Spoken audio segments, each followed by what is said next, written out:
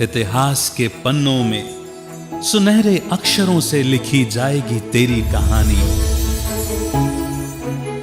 कैसे प्रभु को सौंप दी तूने पूरी अपनी जिंदगानी। सच्चाई, सफाई, सादगी का नारा लगाकर भारत की बढ़ाई तूने शान।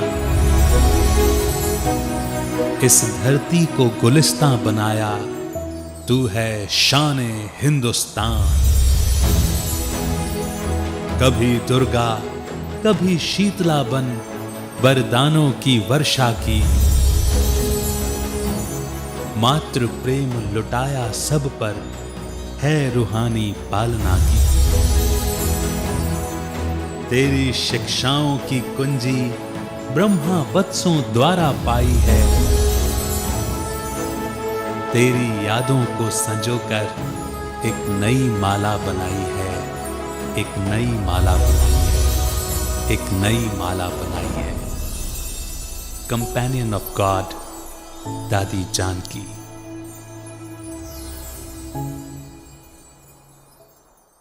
नमस्कार, ओम शांति। बहुत बहुत स्वागत है आप सभी का कंपेनियन ऑफ गॉड दादी जानकी कार्यक्रम में। प्रिय भाई बहनों, दादी जी कहते थे कि कोई भी तैयारी समय के पहले की जाती है, ना कि उस समय। इसलिए वे सदा एवर रेडी रहते थे। दर्शकों, एवर रेडी अर्थात जो सोचा उसे उसी समय किया, जो ऑर्डर मिला उसका उसी समय पालन किया। मन से भी रेडी तो तन से भी रेडी। दादी जी भी हमारी कमांडर इन चीफ थी। दिव्य शक्तियों के शस्त्रधारी, मन में दृढ़ संकल्प लिए कभी हार न मानने वाली ऐसी दादी जी के जीवन पर और प्रकाश डालने के लिए आज हमारे साथ हैं आदरणीय ब्रह्मा कुमारी उषा दीदी जी, जो एक वरिष्ठ राजयोग शिक्षिका के साथ साथ एक मैनेजमेंट ट्रेनर भी हैं और कई वर्षों से मधुबन हेडक्वार्टर्स में अपनी सेवाएं दे रही हैं।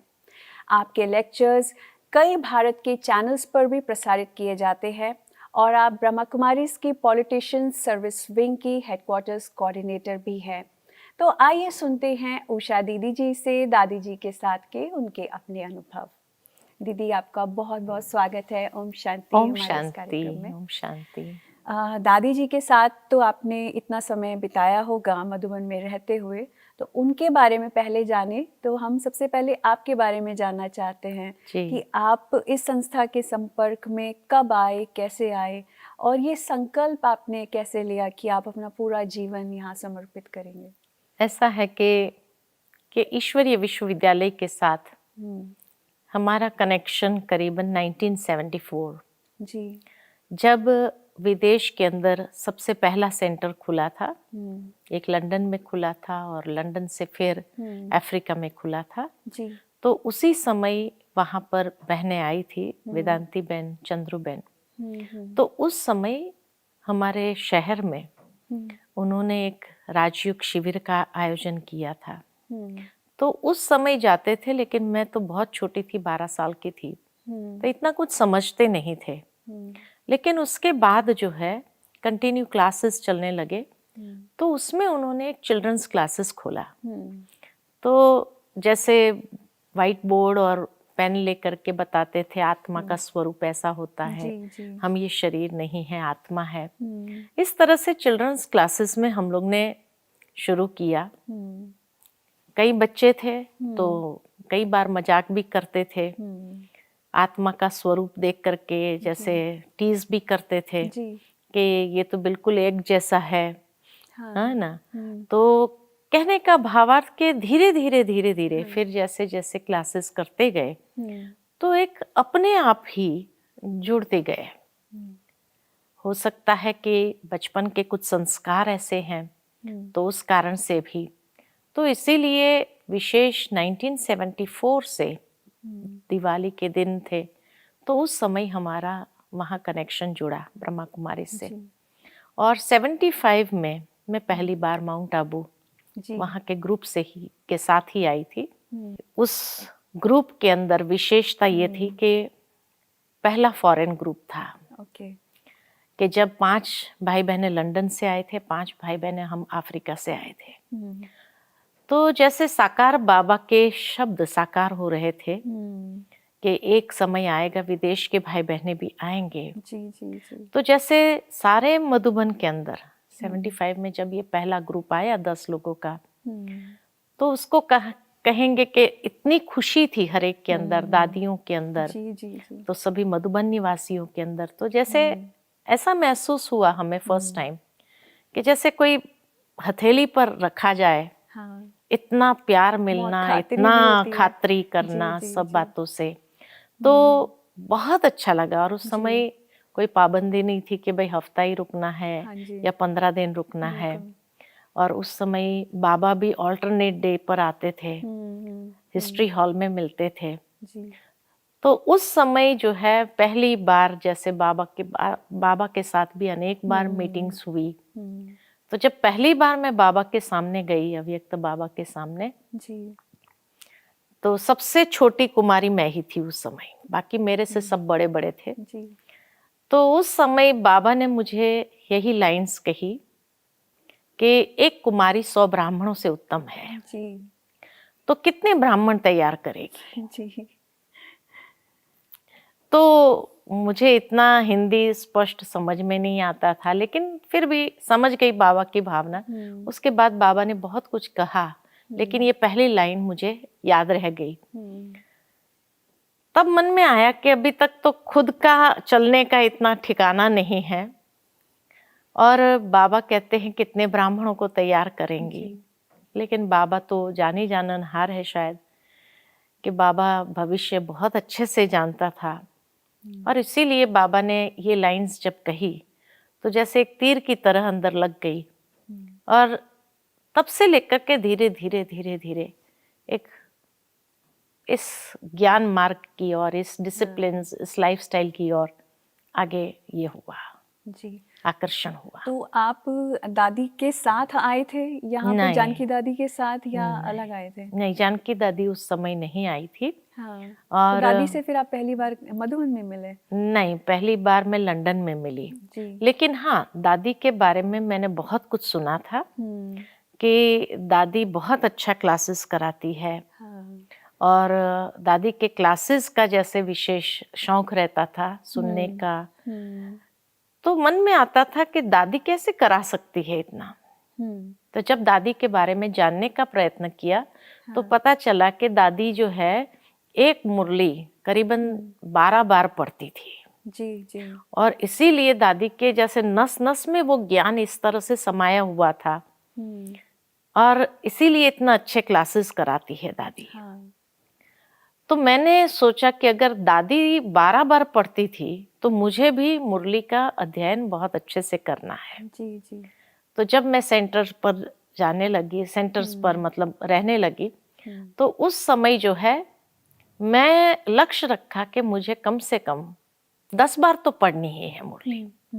और सचमुच में ऐसा हुआ कि मैं एक मुरली जब 10 बार पढ़ती थी तो 10वीं बार तक तो मुझे बाय हार्ट हो जाती थी। जी। और मैं पूरा मुरली का एसेंस किसी को भी सुना सकती थी। जी जी।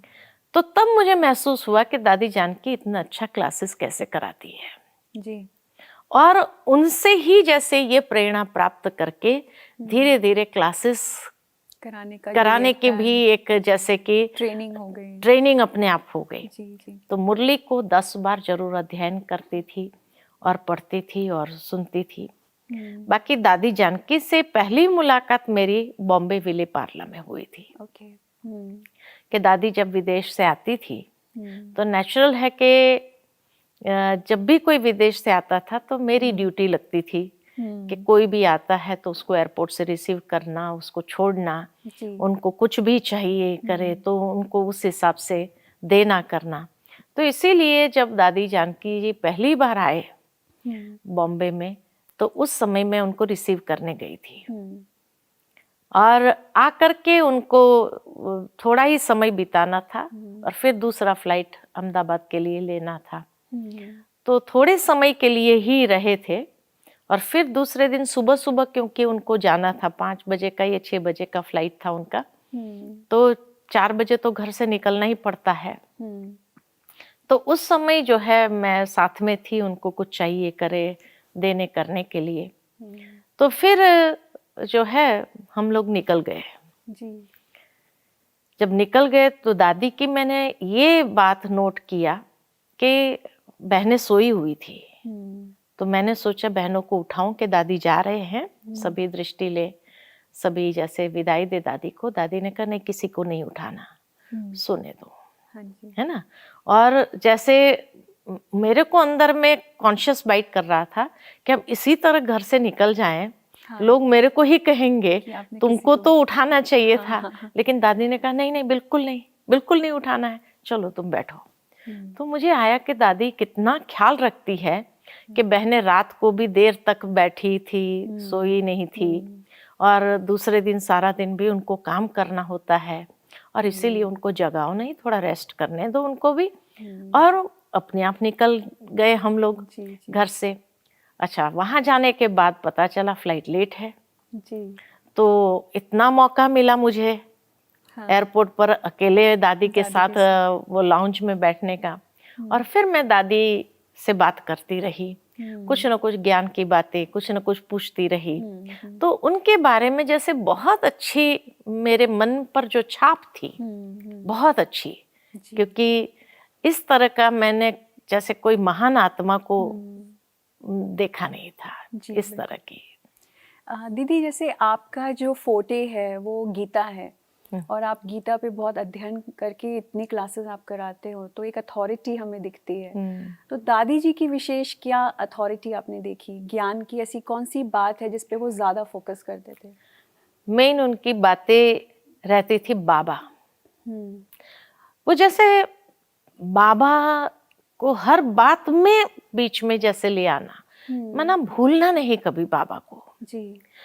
हर एक बात में बाबा ने कैसे सिखाया था, बाबा ने कैसे कहा था, बचपन में किस तरह से बाबा ने उनको हर रीति से पालना दी थी, वो जैसे हर बात जैसे बाबा को लेकर के, तो देखा कि उनकी सारे जीवन का फोकस बाबा है जी, है ना। साथ ही साथ मम्मा तो थी ही साथ में, तो बाबा मम्मा के साथ दूसरा उनका आकर्षण था मनमोहिनी दीदी के साथ। जी जी। हमेशा दादी कहती थी कि मनमोहिनी दीदी के साथ मेरा सखी भाव है जी। और इसीलिए जो है मैं जब समर्पित हुई तो बड़ी दीदी का, मनमोहिनी दीदी का लक्ष्य यही था कि तुम विदेश से निकली है और मुझे तुझे विदेश में ही भेजना है। अच्छा। और मैं तुझे दादी जानकी के पास भेजूंगी। जी जी। उस समय तो मैं दादी जानकी को नहीं जानती थी, लेकिन बार बार दीदी के मुख से ये निकला था कि ये हैंड जो है वो मैं दादी जानकी को सौंपना है।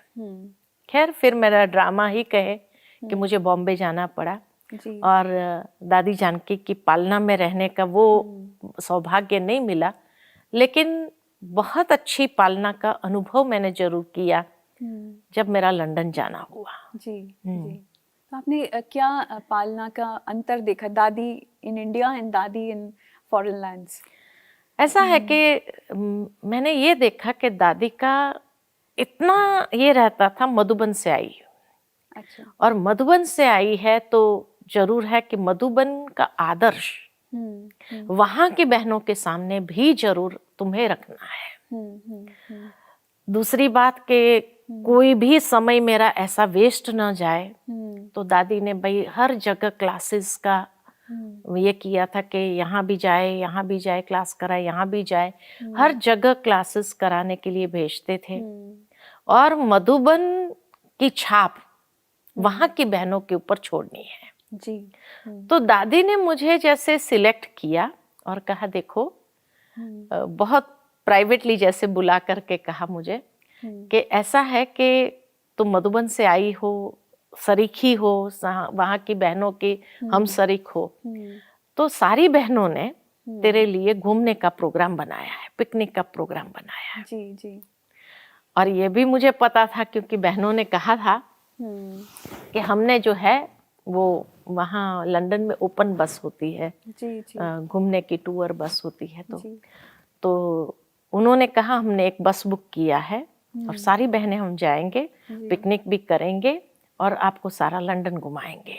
जी। अब मुझे पता तो था ये प्रोग्राम है, लेकिन दादी ने मुझे बुलाकर कहा कि देखो ये बहनों ने ऐसा प्रोग्राम तेरे लिए बनाया है और मैं ये चाहती हूँ कि तुम मधुबन की छाप इनके ऊपर डालो जी। कि बाबा जो है घूमने फिरने के अलावा जी ज्ञान योग के लिए, तो तुम कहो कि हम घूमने नहीं जाएंगे, हम भट्ठी करेंगे। अब आप सोचो दादी की भावना, मैंने समझे बहुत ऊंची भावना थी दादी कि मधुबन की एक छाप डलवाना चाहती थी दादी कि देखो तुम्हारे जैसी ही ये भी है, मधुबन में रहती है और इसका कैसे फोकस ज्ञान योग के ऊपर है, भट्ठी करना है और तुम बिल्कुल घूमने का प्रोग्राम नहीं बनाना जी, मना कर देना। अब मैं क्या बोलूं क्योंकि मुझे जब पता चल गया था कि इन्होंने ओपन बस बुक किया है, सारा दिन की बुकिंग की थी और मैं अब कहूं कि नहीं मैं भट्ठी कर, क्योंकि उस समय तो मैंने कुछ नहीं बोला जब उन्होंने ये प्रोग्राम बनाया। और फिर दादी ने मेरे को कहा नहीं तुम मधुबन की छाप इनके ऊपर छोड़ो कि बाबा ने हमें घूमना फिरना क्या है ना, वही चीजें होती है देखने की, तो और कोई विशेष स्थान और वो चीजें तो होती नहीं कलयुगी दुनिया में, क्या देखेंगे। तो इसीलिए तुम जो है ये छाप जरूर डालो। तो मैं डायलेमा में तो थी ही, लेकिन फिर जो है मैंने कुछ नहीं कहा, मैंने कहा ठीक है दादी आप जैसे कहेंगे मैं वही करूंगी। तो दादी ने कहा बिल्कुल मधुबन की छाप तुमको छोड़ना है इनके ऊपर, कि आगे भी ये लोग इस तरह का, जैसे कोई भी आता है घूमने के हिसाब से लंदन, तो ये लोग निकल पड़े सारे घूमने के हिसाब से, ये नहीं होना चाहिए। तो इसीलिए जो है दादी की इतनी ऊंची भावना को देखकर मेरे मन में उस समय जैसे ये आया कि देखो विदेश की धरनी पर रहने के बाद भी दादी के मन में कभी भी ये नहीं, फिर मैंने समझा कि दादी इतने देशों में गई होंगी लेकिन दादी ने कभी भी अपनी लाइफ में भाई मैं फलाने देश में घूमने जाऊं, ये करूं, ये कभी दादी के मन में नहीं रहा। कोई अगर ले जाता था दादी को दिखाने के लिए, दादी यहाँ की ये विशेषता है, ये देखने चलो, वो बात अलग होती थी कि दादी चली जाती थी, लेकिन फिर भी दादी हमेशा जैसे वहाँ पर भी कुछ न कुछ ज्ञान की बातें जरूर सुनाती थी। और इसीलिए दादी ने जब ये कहा तो फिर उसके बाद हमने बहनों से यही कहा कि नहीं छोड़ दूँ, कि दादी की भावना हमारे लिए बहुत ऊंची है और इसीलिए उस भावना को हम दादी को निराश नहीं करेंगे और इसलिए हम घूमने नहीं जाएंगे। हम सभी मिलकर के भट्ठी करते हैं और सचमुच में हम सभी ने मिलकर के भट्ठी किया। भट्ठी का किया सारा समय में 15 दिन रही, अलग अलग स्थानों पर क्लासेस कराए किया।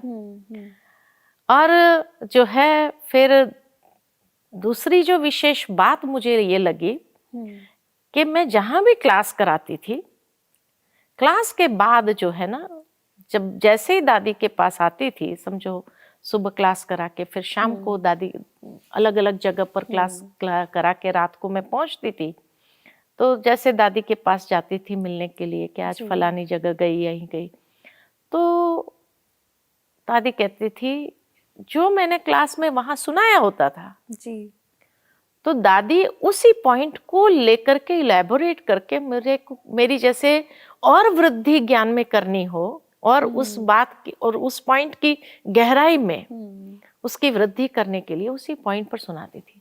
तो मैं सोचती थी कि दादी को कौन बताता है कि मैंने क्या सुनाया वहां पर, है ना, कि वही पॉइंट को लेकर के दादी मेरे को सुना रही है जो मैं सुना करके आई। बड़ा आश्चर्य लगता था। फिर मैंने किसी को पूछा कि मैं जो सुनाती हूँ दादी उसी की ही बात गहराई में मुझे जैसे और समझानी देती है, तो ये कैसे होता है? तो कहा दादी तुम्हारी कैसेट वहां से मंगा लेती है, अच्छा, और दादी पूरी सुनती है कि तुमने क्या सुनाया। तो ये मुझे पता चला बहनों से कि आप जहाँ भी क्लास कराती है वहाँ दादी पूरी रिकॉर्डिंग करवाती है और वो कैसेट मंगवाती है और वो कैसेट सुनती है दादी। मतलब जैसे खुद से एक स्टूडेंट है और एक प्रैक्टिशनर है। और सबसे बड़ी बात ये थी कि उसके बाद जो है दादी मुझे जैसे मैंने कोई पॉइंट शैलो रूप में सुनाई हो, हाँ जी। तो दादी मुझे उसकी गहराई बताती थी। हम्म। तो मेरा भी नॉलेज का एक जैसे क्या कहे विशालता आने लगती है, जी, मेरी गहराई जी। और बढ़ने लगती थी जब, हम्म। क्योंकि वो पॉइंट को जैसे और आगे आगे आगे आगे ले जाना। हाँ जी, हाँ जी। तो मुझे लगा कि दादी का कितना कम्युनिकेशन है। जी, जी। तो मैं ये बातें देखती थी हाँ। कि दादी का किस तरह का कम्युनिकेशन है, और वो लोग भी तुरंत दादी को भेज देवे, जबकि आज तो कोई चलो मोबाइल से भेज देता है, हाँ बात जी, अलग होती है। जी, जी। उस जमाने में कैसेट का जमाना होता था, हम्म। सीडीज भी नहीं आई थी, तो कैसेट दादी के पास पहुंच जाती थी और दादी सुन भी लेती थी, और इंटरेस्ट से और इतना ध्यान रख करके, और फिर मुझे उसके ऊपर और गाइडेंस देती थी। हम्म। तो मुझे लगता था कि दादी का ये जो एक कैपेसिटी है जी, कि बहुत जबरदस्त कैपेसिटी के जी, कहने बिल्कुल। में आती है जी। कि ऐसा कोई नहीं करता है, हाँ जी, बिल्कुल कोई नहीं करता जी। है। और उसी बात को लेकर के हमारी पालना करना, हाँ, हाँ। है ना, क्योंकि नेचुरल है कि आज अगर खाली हम क्लास करा रहे हैं वो नहीं, जी। लेकिन हमें भी इतनी पालना मिले। हाँ। अच्छा, दादी के पास टाइम नहीं होता था मुझे समझाने में, मुझे और उसके ऊपर गहराई बताने में। तो दादी क्या करती थी, जब बाबा भवन से समझो टेनिसन रोड पर आती थी, या ग्लोबल हाउस आती थी, या रिट्रीट सेंटर जाती थी, ऑक्सफोर्ड रिट्रीट सेंटर पर जाती, तो मुझे साथ में कार में ले जाती थी। हाँ। और रास्ते में इतनी अच्छी तरह से सुनाती थी उसी बात को लेकर, जो मुझे इतना आश्चर्य लगता था कि कमाल है दादी की पालना का। जी। तो दादी का भाव यही था कि तुम खाली सुनाती रहो, नहीं, तुमको भी मिलना चाहिए। जी, जी। अच्छा, कुछ नहीं है तो ऑक्सफोर्ड जब पहुंचने के बाद कहती थी चलो नाश्ते के बाद पैदल चलते हैं गार्डन में, और साथ में पैदल ले जाती थी।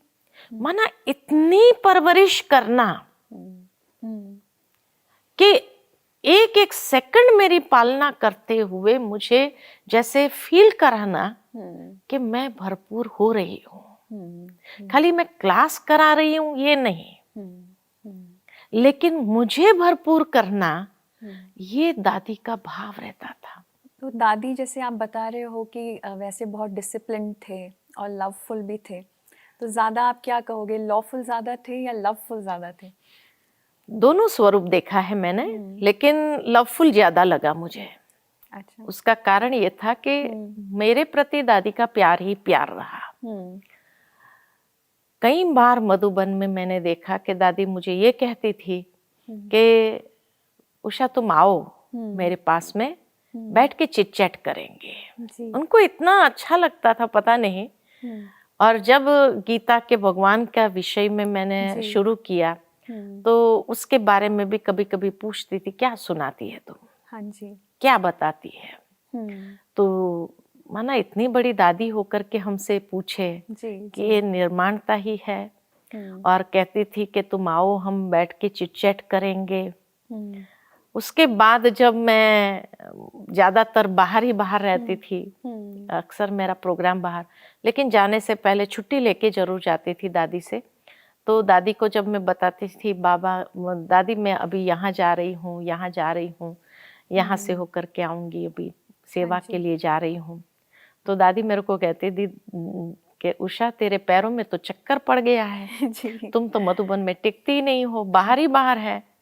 तो मैंने कहा शायद दादी ये वर्षा भी आपसे ही मिला है, क्योंकि आप भी इतने पूरे टाइम ट्रैवल करते हैं, इस एज में भी ट्रैवल करते हो। तो हंसती थी दादी। अभी दादी चले गए हैं, आपको कैसा महसूस होता है? एक जरूर है कि वैक्यूम तो हो ही जाता है, क्योंकि उनकी जो एक पर्सनालिटी थी, वो पर्सनालिटी आज यज्ञ में ऐसी कोई है नहीं। हाँ जी। कि जिसका अंडरस्टैंडिंग, क्योंकि विदेश में रहने के कारण जो है दादी की एक विशालता जो थी सोचने की, समझने की, हर बात को एक्सेप्ट करने की, और जिस तरह से उन्होंने विदेश में रह करके इतने लोगों के साथ इंटरेक्ट किया है, तो नेचुरल है उन्हें उनको भी जैसे एक वास्टनेस जो उनके अंदर आ गई थी, एक सोच में जो उनकी दूसरों से अलग थी, तो वो महसूस होता था और उनसे हमें प्राप्ति होती थी।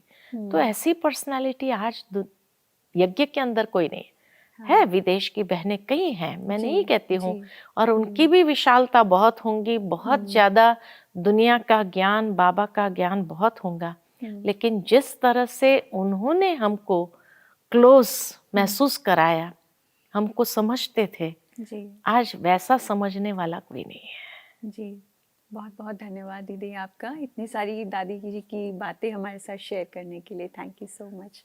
ओम शांति। दर्शकों, क्या आपको भी दादी जी की तरह समय को चैलेंज करना आता है? क्या आप भी दादी जी की तरह समय को पीछे छोड़कर बुलंद इरादों की मशाल लिए आगे बढ़ना जानते हैं? अगर हाँ, तो परमात्मा सदा आपकी राहों में फूल बिछाने के लिए तैयार रहते हैं, और अगर ना, तो दोस्तों, वक्त से हारा हुआ इंसान अपनी कमजोरियों की धूल में खुद ही दफन हो जाता है। दादी जी से हम सीखते हैं कि कभी हार नहीं माननी है, बल्कि सबके साथ हार्मनी से चलना है। दादी जानकी जी के विषय में हम सुनते रहेंगे और भी मनभावनी बातें हमारे अगले एपिसोड में। देखना ना भूलिए। आज्ञा लेते हैं। नमस्कार। ओम शांति।